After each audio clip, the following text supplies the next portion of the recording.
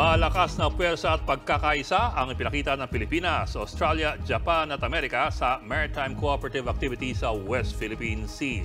Pero hindi nagpatinag ang China at sinabayan niya ng sarili nilang combat patrol exercise. Nasa frontline ng balitang yan, si Brian Castillo. Ibang level ng pagsasanay ang natunghayan sa Multilateral Maritime Cooperative Activity sa West Philippine Sea nitong weekend. Naglayag ang missile frigate na BRP Antonio Luna at patrol ship na BRP Valentin Diaz ng Pilipinas. Kasama niya ng USS Mobile ng Amerika, HMAS Warramunga ng Australia at ang JS Akebono ng Japan. Sinubok ng 4 na bansa ang tibay ng ating koordinasyon sa pagmaneobra ng mga barko sakaling magkagulo. Pati ang mga submarine sa dagat na detect ng helicopter ng Philippine Navy. Sa gitna ng pagsasanay, may napansing nakamasid sa di kalayuan. Yan ang 2 barkong pandigma ng China, ang PLA Navy 792 na spy ship at destroyer ship na PLA Navy 162. Wala naman pong ginawa itong mga Navy ships na ito para i-block or hadlangan yung ginagawa nating mga exercises. Mga 6 nautical miles away. No? Medyo malayo rin yung distansya nila. Ang military exercises ng Pilipinas, Amerika, Japan at Australia, tinapatan din ng China ng solo nilang combat patrol sa South China Sea.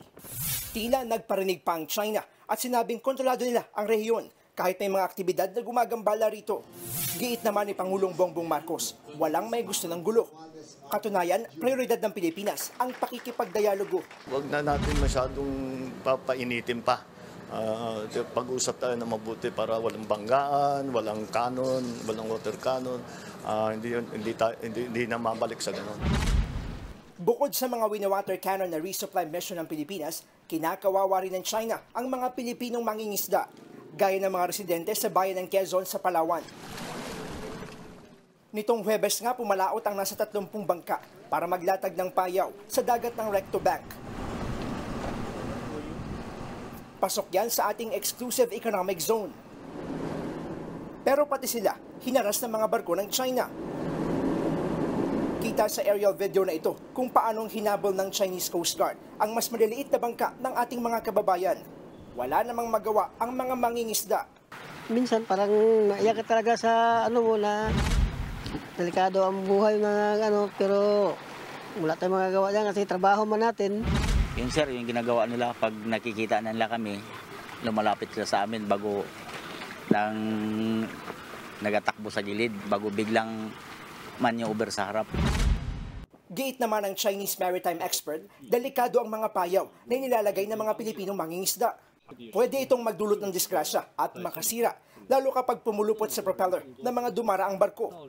Sagot naman ng National Security Council, itong statement coming from China has no basis. China has to substantiate its claim. Sinasabi nila yung allegation nila nakakasira pa. Parang nakakasira yung payaw. Sa kabila niyan, umaasa ang mga Pilipinong mangingisda na darating ang araw na malaya sila makapangingisda sa lugar na atin naman.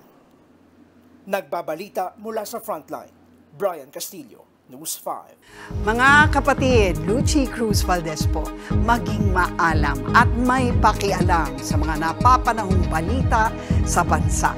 Tumutok at mag-subscribe sa News 5 social media pages.